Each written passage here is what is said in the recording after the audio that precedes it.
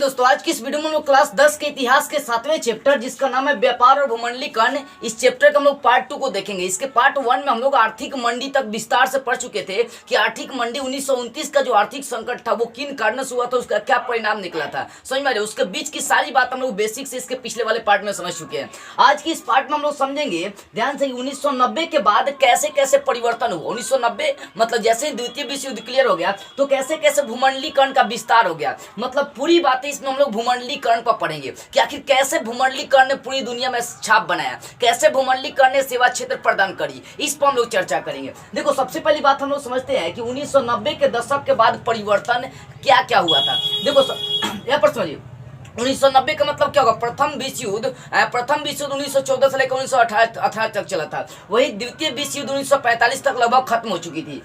तो द्वितीय विश्व युद्ध के बाद क्या हुआ कि सारा देश मिलकर, खासकर अमेरिका और रूस मिलकर चाहा कि सभी देशों में शांति स्थापित की जाए, क्योंकि जो विश्व युद्ध हुआ था ना उसमें बहुत जान माल की क्षति हुई थी। प्रथम विश्व युद्ध में तो ऐसा ही, मतलब इतना ज्यादा जान माल की क्षति हुई थी कहा नहीं जा सकता। उसमें यूरोप पूरी तरह से बर्बाद हो गया था, आप ये जानते हैं। उसी तरह से द्वितीय विश्व युद्ध जब हुआ ना तो उसमें भी ज्यादा जान माल की क्षति हुई, जिसके कारण से मतलब पूरे देश को इसका खामियाजा भुगतना पड़ा। तो यूरोप और रूस जो थे ना, ये दोनों मिलकर चाहे कि जो बर्बाद हो गया, चाहे जो सारे देश है उनमें क्या कर जाए, विश्व शांति स्थापित कर जाए, लोगों को ज्यादा मात्रा में रोजगार दी जाए। ये स्थापित करने की कोशिश कौन कौन, रूस और अमेरिका करी, ठीक है ना। कौन कौन, रूस और अमेरिका किया, ठीक है ना। और 1945 में तो अमेरिका ने क्या किया, जापान पर बम गिरा दिया था, क्योंकि प्रथम विश्व युद्ध के बाद अमेरिका जो था, रूस जो था, ये शक्तिशाली बनकर उभर आ गया था। चीन भी उस समय शक्तिशाली रूप में उभर के आया था, जापान भी उस समय शक्तिशाली रूप में उभर कर आया था, ठीक है ना। तो द्वितीय विश्व युद्ध के बाद द्वितीय विश्व युद्ध जब हुआ तो बहुत ज्यादा मात्रा में देश को खामियाजा भुगतना पड़ा, जिसके कारण से अमेरिका और रूस ने सोचा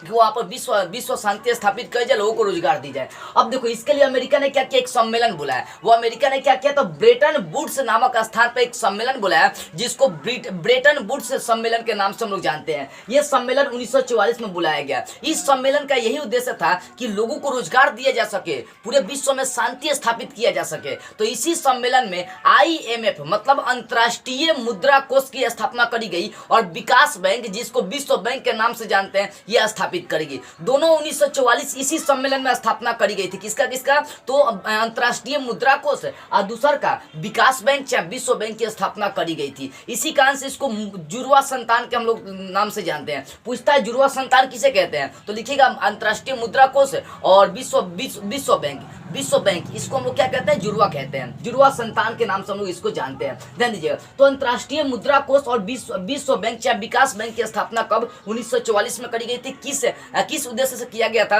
तो ताकि मतलब हर देश में जो ना, हर देश को जो है ना कर्जा दिया जा सके बैंक से, और उसके बाद हर देशों में क्या करे जाए, मुद्रा प्रदान किया जा सके, यहाँ की वस्तु दूसरे देश में पहुंचाई जा सके। तो कहीं ना कहीं अमेरिका और रूस ने क्या किया, मिलकर मतलब विश्व शांति की स्थापना के लिए उन्होंने संधि किया कि सारे देश में शांति स्थापित करी जाए। इसके लिए अमेरिका में एक सम्मेलन बुलाया गया जिसका नाम था ब्रेटन वुड्स सम्मेलन। इसका उद्देश्य था कि लोगों को रोजगार दिया जाए और शांति स्थापित करी जाए, ठीक है ना। तो इसमें दो चीज की निर्माण करी गई कि कौन कौन सा चीज का, अंतर्राष्ट्रीय मुद्रा कोष और उसके बाद विश्व बैंक की स्थापना करी गई। इन दोनों को जुड़वा संतान के नाम से जानी जाती है। और साथ में इस पर देखी जाए तो अंतर्राष्ट्रीय मुद्रा कोष और विकास बैंक, इन दोनों पर ज्यादातर प्रभाव किसका, तो अमेरिका का है। इसी कारण से रूस इससे अलग हो गया। रूस हमेशा इसके प्रति मतलब इसके प्रतिद्वंदी में रहता है, क्योंकि ये ससुरी जो है ना अमेरिका, ये पूरा सब पर हड़पना चाहता है। ये अमेरिका जो है ना आगे चलकर देखिएगा यही नीति दो भागों में बढ़ जाती है। एक हो जाता है पूंजीवादी, दूसरा होता है साम्यवादी। रूस और अमेरिका दोनों क्या होते हैं, अलग हो जाते हैं।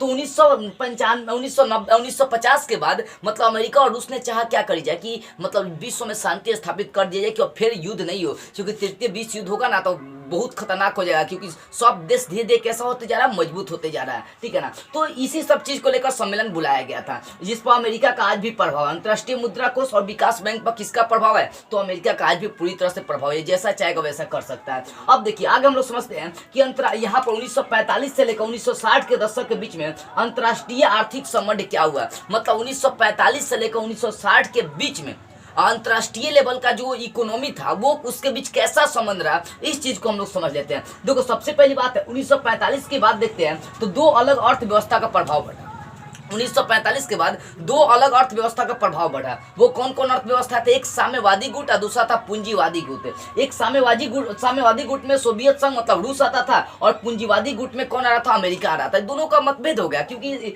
ये अमेरिका ने सम्मेलन में क्या किया, जो भी निर्माण किया सब वही अधिकार जमा लिया। इसी कारण से रूस ने क्या हो गया कि रूस उससे अलग हो गया, ठीक है ना। तो मतलब उसी समय देखी जाए तो 1945 के बाद दो अलग राष्ट्रवादी अर्थव्यवस्था गुट का निर्माण हुआ, जिसमें एक को साम्यवादी गुट और दूसरे को पूंजीवादी गुट कहते हैं, ठीक है ना। तो साम्यवादी गुट पर किसका अधिकार था?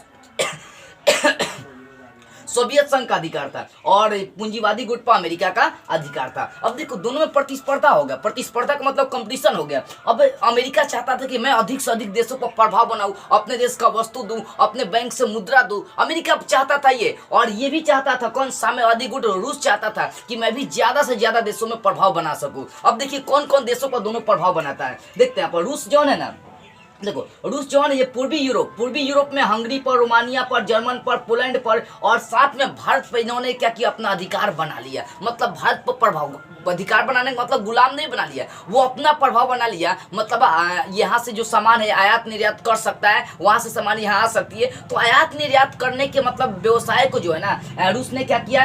रूस ने भारत से भी बना लिया, और साथ में यूरोप में, पूर्वी यूरोप में हंगरी, रोमानिया, जर्मनी, पोलैंड, इस सबसे अपना वो क्या किया? संबंध स्थापित कर दिया। और साथ में अमेरिका ने किससे? तो अमेरिका इराक से, सऊदी अरब, जॉर्डन, यमन, सीरिया, लेबान, इन सब देशों से क्या किया? वो अपना प्रभाव बना लिया। मतलब प्रभाव बनाने का मतलब क्या होगा? अपने वस्तु का आयात निर्यात यहाँ पर वो करने लगा। तो कहीं ना कहीं दोनों में कंपटीशन है। ये दोनों यही चाहते थे कि ज्यादा मात्रा में मैं प्रभाव बना सकूं दूसरे देशों में, ठीक है ना। अब देखो, और साथ में भारत जो था ना, देखो भारत में तो भाई हथियार भी चाहिए था, और पैसा उसा भी चाहिए था। तो पूंजीवादी गुट में कौन आता था? अमेरिका। तो भारत को दोनों की आवश्यकता पड़ी थी कि अमेरिका से भी सहयोग ले, और किससे सहयोग ले? साम्यवादी गुट से भी सहयोग ले। इसी कारण से भारत अमेरिका से भी पैसे के मामले में सहयोग लिया था आजादी के बाद, क्योंकि 1947 में आजादी के बाद भाई दिक्कत हो गया था, उतना पैसा तो था नहीं हम लोगों के पास अपना विकास करने के लिए। तो पैसा अमेरिका से, और हथियार सप्लाई किससे किएगा? रूस से। रूस देखो 1971 में जब युद्ध हुआ था ना, तो उस समय मतलब हम लोग का हेल्प करने वाला मात्र एक ही देश था, जिसका नाम था रूस।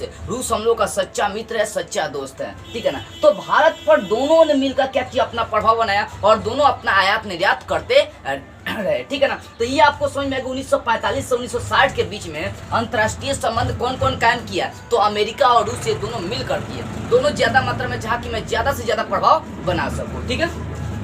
अब चलते आगे, समझिए। अब समझते हैं भूमंडलीकरण और जीविकोपार्जन में अंतर सामान्य क्षेत्र, इस समझते हैं। देखो अंतर सामान्य क्षेत्र का मतलब क्या हो गया कि ये भूमंडलीकरण और जीविकोपार्जन में क्या अंतर है, चाहे दोनों में क्या संबंध है, क्या संबंध स्थापित करेंगे, इस चीज को फोकस करो। देखो भूमंडलीकरण का मतलब तो सबसे पहले आपको समझा दी गई है। भूमंडलीकरण का मतलब क्या होता है? अपने देश की अर्थव्यवस्था को पूरे देश की अर्थव्यवस्था से जोड़ देना। जैसे अमेरिका था, अपनी अर्थव्यवस्था को पूरी दुनिया की अर्थव्यवस्था से जोड़ दिया। तो क्या होगा? भूमंडलीकरण वो वैश्वीकरण कहा गया, ठीक है ना। तो कोई बड़ी बात नहीं है। तो भूमंडलीकरण जो है ना, वो क्या काम करता है? देश को जोड़ने का काम करता है, देश की इकोनॉमी को, देश की अर्थव्यवस्था को जोड़ने का काम करता है। कौन? भूमंडलीकरण करता है। अब देखो प्रथम विश्व युद्ध जब मतलब प्रथम विश्व युद्ध से पहले देखेंगे ना, तो भूमंडलीकरण का तेज रफ्तार में विस्तार हुआ था। मतलब पूरी गति से इसका मतलब क्या होगा? विकास हुआ था। कब? प्रथम विश्व युद्ध से पहले। वो भी किसके सहारे? तो वो भी बहुराष्ट्रीय कंपनियों के सहारे विकसित हुआ था। अभी मैं आगे आपको बता रहा हूँ कि बहुराष्ट्रीय कंपनियां क्या कहलाती है, ठीक है ना। इस पर फोकस करिएगा, ध्यान दो। तो भूमंडलीकरण जो है ना, देश को जोड़ने का काम करता है। क्या करता है? देश को जोड़ने का काम करता है। और प्रथम विश्व युद्ध से पहले इसकी तीव्रता से मतलब विकास हुआ था। लेकिन 1910 से लेकर 1914 से लेकर 1991 ईस्वी में भूमंडलीकरण की गति धीमी पड़ गई। 1910 से लेकर 1914 से लेकर 1991 ईस्वी के बीच में हम सोचिए कैसे। देखो इसी बीच में आर्थिक संकट 1929 में आया, इसी बीच में प्रथम विश्व युद्ध हुआ, इसी बीच में द्वितीय विश्व युद्ध हुआ था, जिसके कारण से क्या हो गया कि ये सब इसका शासन भूमंडलीकरण का जो ना मतलब प्रतिस्पर्धा था डोलने लगा। जो पहले मतलब बहुत ज्यादा मात्रा में विकसित हो रही थी, अब वो क्या हो जाती है? रुक जाती है। इसके पीछे का रीजन था प्रथम विश्व युद्ध, मतलब 1914 से लेकर 1991 ईस्वी में भूमंडलीकरण की जो गति थी धीमी पड़ जाती है। यानी देश की अर्थव्यवस्था जुड़ने की जो प्रक्रिया रहती है ना, अब स्लो हो जाती है, मंद पड़ जाती है। अब इसके कारण क्या कहते हैं? इसके कारण थे कि दो महायुद्ध, इसको बना लेंगे दो महायुद्ध, महादेश नहीं, दो महायुद्ध इसको बना लीजिएगा, ठीक है। देखो, तो इसके क्या क्या कारण थे? दो भीषण महायुद्ध हो गया था, प्रथम विश्व युद्ध, द्वितीय विश्व युद्ध उसी समय हो गया, और साथ में साम्यवादी क्रांति आ गई। साम्यवादी क्रांति का मतलब क्या हो गया कि अपने अधिकारों के लिए जनता लड़ने लगा, अपने अधिकारों के लिए क्रांति करने लगा। और उसके बाद सोवियत संघ और उसके गुटों का निर्माण हो गया। सोवियत संघ और पूंजीवादी गुट के क्या हो गया, अलग अलग बट गए। रूस और अमेरिका क्या हो गया, अलग अलग क्षेत्र बना लिए, अलग अलग क्षेत्र पर प्रभाव बनाना शुरू कर दिए। तो कहीं ना कहीं सोवियत संघ और उसके गुटों का निर्माण हो गया, और साथ में उपनिवेशवाद की समाप्ति हो गई। उपनिवेशवाद की समाप्ति का मतलब क्या होता है? उपनिवेशवाद की समाप्ति का मतलब यही है कि मान लो कोई देश हमें गुलाम बनाया, तो अब वो देश धीरे धीरे क्या हो गया, आजाद होने लगा। ऐसे ही में भारत भी था। तो भारत में क्या हो गया, भारत जैसे बहुत सारे देश उसी समय उसके आसपास में स्वतंत्र होने लगे, और भूमंडलीकरण की प्रक्रिया क्या हो गई, मतलब धीरे धीरे स्लो चलने लगी। क्योंकि भाई जो देश स्वतंत्र हो गया वो अपने देश का यूज करेगा, वस्तु दूसरे देश का काहे यूज करेगा, समझ में आ रही है? तो भूमंडलीकरण की प्रक्रिया धीमी पड़ने का रीजन था दो विश्व महायुद्ध जो हुआ था, साम्यवादी क्रांति, सोवियत संघ और उसके गुटों का निर्माण, उपनिवेशवाद की समाप्ति और भारत जैसे अनेक देशों का स्वतंत्र होना, ये भूमंडलीकरण की प्रक्रिया को धीरे धीरे धीमी कर दिया था, नष्ट कर दिया था। अब देखो यहाँ पर, अब अमेरिका प्रयास करता है कि भूमंडलीकरण की प्रक्रिया को तेज कर दे, भूमंडलीकरण की प्रक्रिया को आगे बढ़ाए। ऐसा कोशिश कौन करता है? अमेरिका करता है, ठीक है। अब देखिए 1990 के बाद क्या हो गया कि अमेरिका ने आर्थिक नीति लगाया।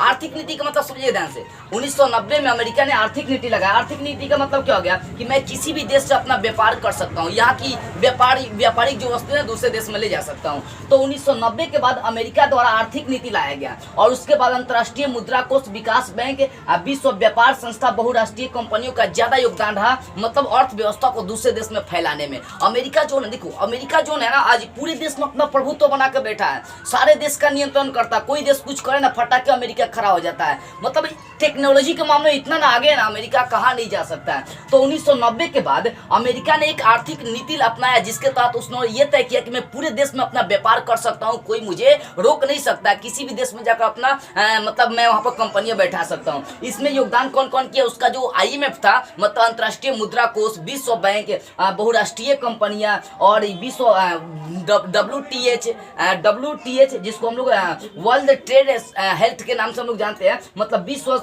स्वास्थ्य संस्था, मतलब WTO इसको कहेंगे, विश्व वर्ल्ड ट्रेड ऑर्गेनाइजेशन, यानी विश्व स्वास्थ्य संस्था, बहुराष्ट्रीय कंपनियों के ज्यादा मात्रा में योगदान रहा। अब यहाँ समझो कि ये तो आप समझते हैं अंतर्राष्ट्रीय मुद्रा कोष क्या, विकास बैंक क्या है। यहाँ पर देखो विश्व व्यापार संस्था क्या थी, तो विश्व व्यापार संस्था में किसी भी देश में व्यापार कर सकता हूँ, किसी भी देश में बहुराष्ट्रीय कंपनियां जा सकती है, हमारे देश का कंपनी जा सकती है, मतलब हमारे देश का कंपनी पूरे देश के उत्पादन को नियंत्रण में रख सकती है। ऐसा नियम बना दिया कौन? अमेरिका ने, ठीक है ना। अब देखो उसके बाद क्या हुआ, ये नियम नीति लगाने के बाद देशों में क्या हो गया कि वस्तुओं का आयात निर्यात होने लगा। जैसे देख सकते हैं बड़े खतरनाक हथियार, जैसे G8, OPEC, G15, G77, ये सब हथियारों का क्या हो गया, दूसरे देश से आयात निर्यात होने लगे। जैसे मान लो अमेरिका में कोई नया हथियार बन गया, तो भारत क्या करता है, उसको खरीद लेता है, या कोई नया हथियार क्या करता है, बनवाता है और अपने देश में मंगवा लेता है। तो वैसे ही मतलब आयात निर्यात करने के लिए अमेरिका ने नीति बनाया, और देशों में, पूरे देश में क्या हो गया, आयात निर्यात वस्तु होने लगे। जैसे 1971 की बात करते हैं तो PN गाजी जो हथियार था, पाकिस्तान ने क्या किया था, अमेरिका से लिया था। और 1971 के युद्ध में हम लोगों ने क्या किया, INS राजपूत के सारे क्या किया, उसके जब गाजी को उड़ा दिए तो अमेरिका हम लोग पर अटैक करने वाला था, जिसके कारण से रूस ने हमारा हेल्प किया था। रूस ही एक ऐसा देश था जो हम लोग के साथ हमेशा तटस्थ होकर खड़ा रहा है, मतलब किसी भी परिस्थिति में रूस हम लोग का साथ दिया है, ठीक है ना। तो देशों में आयात निर्यात कब होने लगी, जब अंतर्राष्ट्रीय नीति लगा दी गई और अमेरिका बोला मैं किसी भी देश से आयात निर्यात कर सकता हूं, ठीक है ना। तो ये आपको समझ में आ गया कि भूमंडलीकरण का जो विकास था ना, रुक भी गया था, लेकिन अमेरिका के कारण से फिर पूरे देश में क्या हो गया, फैलना शुरू हो गया। अब यहाँ से एक चीज समझो, बहुराष्ट्रीय कंपनियां क्या होती है, तो ऐसा कंपनी जो अपना उत्पादन और नियंत्रण की क्षमता एक से अधिक देशों के साथ रखती है। बहुराष्ट्रीय मतलब बहुत सारे, मतलब एक ही कंपनी होगी, लेकिन वो एक देश नहीं बल्कि बहुत सारे देशों में अपना नियंत्रण करती है, वस्तुओं का उत्पादन करती है। वैसे कंपनियों को हम लोग बहुराष्ट्रीय कंपनी के नाम से जानते हैं, ठीक है ना। अब यहाँ से अंतिम पॉइंट इस चैप्टर का हम लोग समझते हैं, उसके बाद इसके प्रश्न उत्तर को देखेंगे। हम लोग को समझना क्या है कि आज के जीविकोपार्जन और भूमंडलीकरण के बीच क्या संबंध है, यानी आज का जो जीविकोपार्जन है, जीने का जो तरीका है, और भूमंडलीकरण, इन दोनों के बीच कौन सा संबंध है, इसी संबंध को विस्तार तरीके से हम लोग समझेंगे, ठीक है। अब देखो जीविकोपार्जन का मतलब क्या होता है? जीविका चलाने की प्रक्रिया। अब भूमंडलीकरण तो समझते हैं ना, अपने देश की अर्थव्यवस्था को पूरी दुनिया की अर्थव्यवस्था से जोड़ देना। मान लो कि इंडिया ने क्या किया, मान लो कि इंडिया कोई नया वस्तु बनाया, मान लो कि इंडिया मोबाइल बना दिया, चाहे नोकिया मोबाइल मान लो कि इंडिया बनाया, तो अब अपने इंडिया जब मोबाइल बनाया ना, तो इस मोबाइल की बेचने की प्रक्रिया को पूरे देश से जोड़ दिया। वही चीज जानना है कि आज जो जीविकोपार्जन है उसका भूमंडलीकरण के साथ क्या संबंध है, इस चीज को समझो। देखो भूमंडलीकरण के कारण से भूमंडलीकरण के कारण बहुराष्ट्रीय कंपनियों का पूरी दुनिया में विस्तार हो गया। मतलब बहुराष्ट्रीय कंपनी का मतलब क्या हो गया? जो एक कंपनी पूरी देशों को नियंत्रण कर सके। तो कुछ ऐसे कंपनियां थी जो पूरे देश में अपना वर्चस्व बना ली, पूरे देश में क्या करी? वर्चस्व बना ली। जैसे नोकिया, सैमसंग, ये क्या करी? अपना वर्चस्व पूरी दुनिया में बना ली थी। तो ये सब बहुराष्ट्रीय कंपनियां उस समय कही जा रही थी। तो भूमंडलीकरण के कारण से बहुराष्ट्रीय कंपनियां पूरी देश में अपना वर्चस्व बना लिया, अपना विस्तार कर लिया। और 1991 के बाद भूमंडलीकरण ने क्या किया कि सेवा क्षेत्र का मार्ग खोला। सेवा क्षेत्र में जैसे मोबाइल हो गया, बात करने का तरीका, समझ में आ रही है? तो बात करने के लिए तरीका बहुत से, जैसे मोबाइल का विस्तार हो गया 1991 के बाद आ गया, तो ये पूरी दुनिया में खुल गया। तो भूमंडलीकरण के कारण से हम लोग को सेवा मिलने लगा। सेवा का मतलब जो काम हार्ड लग रहा था पहले वो आसान होने लगा। जैसे खेत कोड़ना तो पहले कुदारी से कोड़ी जाती थी, लेकिन उसके लिए मशीन का आविष्कार कर दिया गया। तो ये मशीन की प्रक्रिया सिर्फ इंडिया में ना है, खाली बिहार में ना, पूरे ऑल इंडिया में ये टेक्निक गई होगी और पूरी दुनिया में इसका प्रयोग होता होगा। समझ में आ रही है? तो सेवा क्षेत्र से लोगों को लाभ देना था, लोगों को लाभ दिया जाए, आम जनता को लाभ दिया जाए और साथ में उसके माध्यम से हम पैसा कमा सके, यही उद्देश्य था भूमंडलीकरण का। ठीक है ना? उसके बाद देख सकते हैं mobile, internet, computer, shopping mall, सब का धीरे धीरे विकास किया गया, जिससे क्या हो गया कि जनता को सेवा मिल रही थी और कंपनियों को पैसा मिल रहा था। कंपनी पैसा अपना ज्यादा मात्रा में कमा ले रहे थे। अब समझो, भूमंडलीकरण के कारण से पूरी दुनिया का धीरे धीरे विकास होने लगा, सेवा क्षेत्र ये सब होने लगा। मोबाइल से बात करना, पहले चिट्ठी पहुंचाने में साला एक महीना 2 महीना लग जाती थी। पहले कुरिया था और आज भी कुरिया है, मतलब डाक जिसको हम बोलते हैं, आज भी है डाक है। समझ में? जैसे मान लो हमें कोई सामान मंगाना है तो हम लोग क्या करेंगे? फ्लिपकार्ट पर ऑर्डर करते हैं, सामान चले जाते हैं, तो भी कुरियर का ना काम करता है, संदेश पहुंचाने का काम करता है। ठीक है ना? तो भूमंडलीकरण के कारण से पूरी दुनिया का धीरे धीरे क्या हो गया? विकास हो गया। अब देखो भूमंडलीकरण पर अमेरिका का पूरी तरह से प्रभाव है, मतलब अमेरिका मेन है इसमें। समझ में आ रही है? और पूरी दुनिया अमेरिका के हिसाब से ही चलते रहती है। तो समझ में आ गई? भूमंडलीकरण सेवा क्षेत्र प्रदान करता है, जिससे कारण से आज हमारी जीविका चलने का काम करती है। जैसे हम अभी बता रहे हैं, चीन का जो टिकटॉक ऐप था, उससे क्या हो रहा था कि हमारे इंडियन बहुत सारे लोग फेमस हो गए थे, आज ज्यादा मात्रा में पैसों कमा रहे थे ससुरी कहीं के, लेकिन वो क्या कर रहा था? हमारी डाटा को चुरा ले रहा था, जिसके कारण से इंडिया क्या किया? उस पर बैन लगा दिया। तो बैन लगाने से अपने देश को तो लाभ हुआ, लेकिन यहाँ के जनता को घाटा हुआ है। समझ में आ रही है? तो कहने का मतलब क्या हो गया कि कुछ ऐसे वस्तुएं होती है जो हमें सेवा प्रदान करते हैं और उसके सारे वो भी पैसा कमाते हैं। ऐसा नहीं कि टिकटॉक जब चल रहा था तो वो चीन वाले पैसा नहीं कमा रहे थे, ज्यादा मात्रा में वही पैसा कमा रहे थे। ठीक है? तो ये सारी बातें आपकी बेसिक से क्लियर हो गई। अब जरा हम लोग इस चैप्टर के प्रश्न उत्तर को देखते हैं।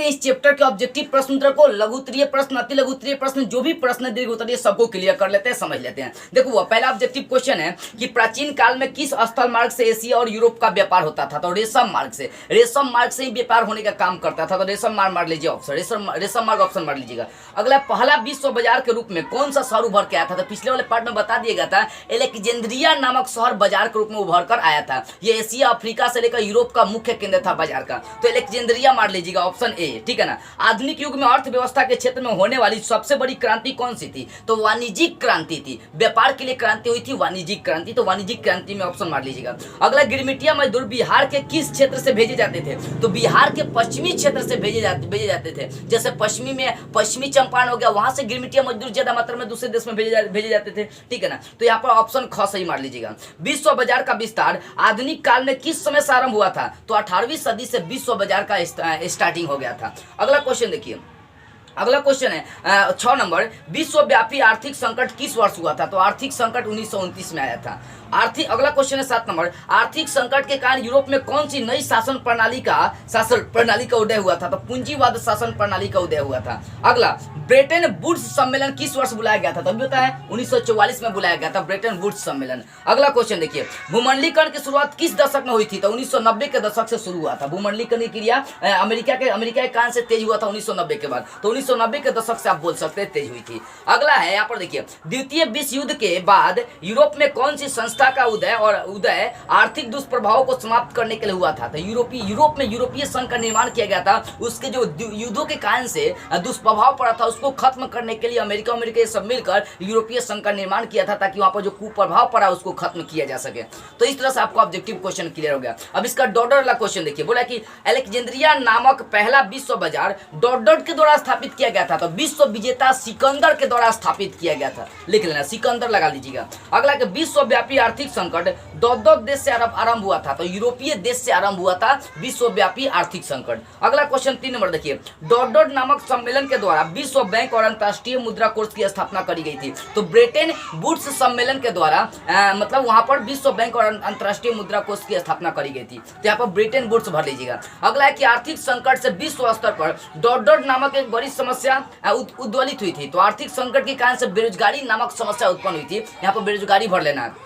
पांचवा देखिए, डॉट ने 1990 के बाद भूमंडलीकरण की प्रक्रिया को काफी तेज कर दिया। तो अमेरिका ने किया था, लेकिन कौन सा व्यक्ति किया था? तो अमेरिका का जॉन विलियमसन ने किया था। कौन किया था? जॉन विलियमसन ने भूमंडलीकरण की क्रिया को तेज कर दिया था। तो इस तरह से डॉट वाला क्वेश्चन क्लियर होगा। मिलान वाला देखो, मिलान आपको कैसे करना? औद्योगिक क्रांति। तो औद्योगिक क्रांति इंग्लैंड में सबसे पहले आई थी, तो औद्योगिक क्रांति को इंग्लैंड से मिलाना है। हिटलर का उदय, हिटलर कहाँ का था? हिटलर का उदय 1900 इंग्लैंड में हुआ था, जर्मनी में हुआ था। इसी के कारण से द्वितीय विश्व युद्ध हो गया था। तो हिटलर का उदय जर्मनी में हुआ था, ठीक है ना, जर्मनी से मिलेगा। विश्व आर्थिक मंडी 1929 में हुआ था। विश्व बैंक की स्थापना 1944 में हुआ था, बता दिया गया था आपको, ठीक है ना। उसके बाद भूमंडलीकरण की शुरुआत कब हुई थी? तो भूमंडलीकरण की शुरुआत 1990 के दशक में हुआ था। तो 1990 के बाद में ऑप्शन मिला लीजिएगा। अब विश्व बाजार की शुरुआत प्राचीन काल से हो गई थी, ऐसा नहीं है कि अभी 1990 के बाद हुआ था, प्राचीन काल से चल रही थी। तो मिला लीजिएगा प्राचीन काल से। इस तरह से आपका मिलान करने वाला डॉट वाला ऑब्जेक्टिव क्वेश्चन क्लियर हो गया। अब इसका अति लघु उत्तरीय प्रश्न समझिए। पहला क्वेश्चन है विश्व बाजार किसे कहते हैं? तो कल आपको समझा दिएगा, पहले वाला पार्ट आप देख लीजिएगा जाकर।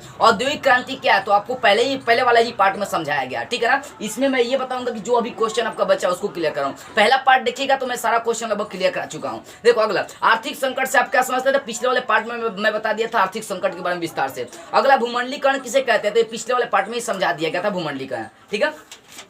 अगला देखिए, अगला ब्रिटेन वुड्स सम्मेलन का मुख्य उद्देश्य क्या था? तो अभी ये बताना है। देखो ब्रिटेन वुड्स सम्मेलन, अभी मैंने आपको बताया कि 1944 में ये विश्व शांति स्थापित करने के लिए और लोगों को रोजगार देने के लिए बुलाया गया था। कब बुलाया गया था? 1944 में। अगला क्वेश्चन, बहुराष्ट्रीय कंपनियां किसे कहता है? अभी बताया गया कि जो कंपनी अपना उत्पादन और नियंत्रण करने की क्षमता एक से अधिक देशों पर रखती है उसे बहुराष्ट्रीय कंपनियां हम लोग कहते हैं, ठीक है ना। इसका विकास द्वितीय विश्व युद्ध के बाद ज्यादा मात्रा में हुआ था। इस तरह से आपका अति लघु उत्तरीय प्रश्न क्लियर हो गया। अब इसका आते हैं लघु उत्तरीय प्रश्न देखिए। पहला क्वेश्चन है 1929 के आर्थिक संकटों के कारणों को संक्षेप में लिखना है। तो ये इसके पिछले वाले पार्ट वाले वीडियो में समझा दिया हूं, जाकर आप देख लीजिए। अगला, औद्योगिक क्रांति ने किस प्रकार का विश्व बाजार के स्वरूप को विकसित किया? अब समझो, ये क्वेश्चन में मुझे समझाना है, लिखना है कि औद्योगिक क्रांति का मतलब होता है मशीनों को द्वारा वस्तु बनाना। जैसे जैसे मशीन के द्वारा वस्तु बनने लगी तो वहां पर मजदूर ज्यादा काम करने लगे और परिवारों के भरण पोषण करने के लिए वहीं पर अगल बगल रहने लगे और वहां पर अपना घर बसाने लगे, ठीक है ना। घर बसाने लगे, जब पैसे कमाने लगे तो भाई उनको खाने पीने के लिए आवश्यकता पड़ती थी, जिसके कारण से उसी के अगल बगल कुछ दुकान खोली गई और दुकान खोलते खोलते धीरे धीरे बाजार विकसित वहां पर हो गया। ये बातें लिख लेना है। अगला क्वेश्चन है विश्व बाजार के स्वरूप को समझा। तो इसके पिछले वाले पार्ट में विश्व बाजार के बारे में विस्तार से समझा दिया गया, जाकर वो देख लीजिए। अगला चौथा क्वेश्चन है कि भूमंडलीकरण में बहुराष्ट्रीय कंपनियों के योगदान की भूमिका समझे। तो इसमें मैं बता रहा हूं कि बहुराष्ट्रीय कंपनी अपना कैसा योगदान करी भूमंडलीकरण में। बस इतना लिखना है कि बहुराष्ट्रीय कंपनियां जो भी नई नई चीजें बना रही थी वो भूमंडलीकरण के माध्यम से पूरी दुनिया में फैलाने के काम कर रही थी, जिससे पूरी दुनिया लाभ लेकर पैसे पूरी दुनिया को कंपनी लाभ देकर पैसे कमा ले रही थी। तो इस तरह से भूमंडलीकरण में ये बहुराष्ट्रीय कंपनी योगदान कर रही थी। अगला क्वेश्चन समझिए यहाँ पर पांचवा, 1950 के बाद विश्व अर्थव्यवस्था का पुनर्निर्माण के लिए किए जाने वाले प्रयासों पर विचार करना है। तो 1950 के बाद जो पुनर्निर्माण के लिए प्रयास करी गए थे उसको आपको लिखना है। तो लिखना है कि द्वितीय विश्व युद्ध होने के बाद विश्व शांति की स्थापना के लिए अमेरिका और रूस प्रयास किया। इसके लिए अमेरिका ने ब्रिटेन वुड्स नामक जगह पर एक सम्मेलन बुलाया जिसे हम लोग ब्रिटेन वुड्स सम्मेलन कहते हैं। इसमें विश्व बैंक और अंतर्राष्ट्रीय मुद्रा कोष की स्थापना करी गई और पूरे देश की स्थिति में सुधार करने की कोशिश करी गई। ये आपको बातें लिख लेना है, ठीक है ना। अब देखो अगला क्वेश्चन यहाँ पर 6 नंबर, भूमंडलीकरण के भारत पर प्रभाव को स्पष्ट करें।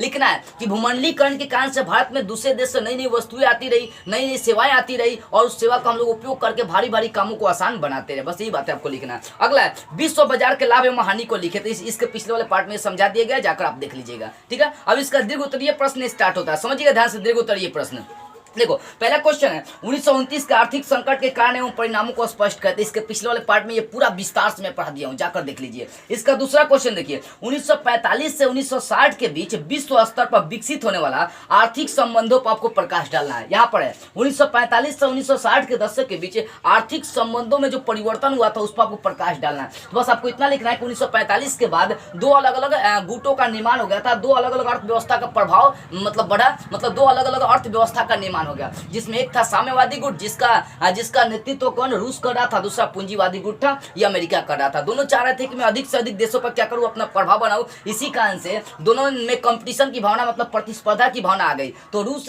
पूर्वी यूरोप जैसे हंगरी, रोमानिया, जर्मनी, इंग्लैंड आदि भारत जैसे देशों पर वो अपना प्रभाव बनाना शुरू किया, जबकि अमेरिका, इराक, सऊदी अरब, जॉर्डन, यमन, सीरिया, लेवान जैसे क्षेत्रों में वो क्या किया, अपना प्रभाव बनाना शुरू किया। समझ में आ रही है? और भारत पर दोनों ने मिलकर प्रभाव बनाया। तो इसी बात को आपको लिख देनी है। अगला क्वेश्चन समझिए, यहाँ पर 3 नंबर समझिए क्वेश्चन ध्यान से।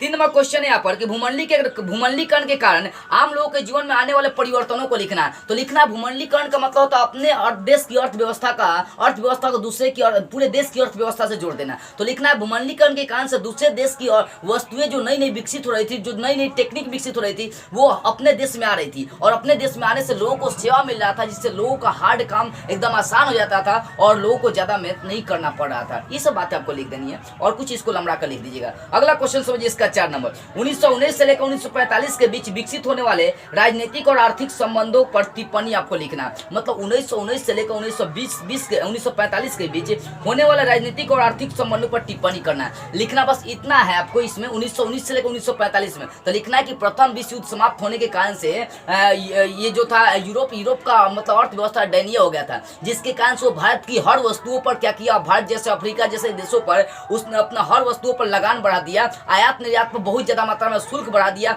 और ज्यादा मात्रा में अपने देश अफ्रीका और भारत जैसे देशों का शोषण कर करके यहाँ से वो वस्तुएं ले जाना चाहा और ले गया भी। ठीक है ना? मतलब यही देखो भारत और अफ्रीका का उदाहरण लेकर चलना है, क्योंकि इंग्लैंड का यही ज्यादा मात्रा में प्रभाव था। इंग्लैंड वासी जो जर्मनी थे वो कौन थे, एक यूरोपीय थे, यूरोपीय महादेश के रहने वाले थे। ठीक है ना? ब्रिटेन देश।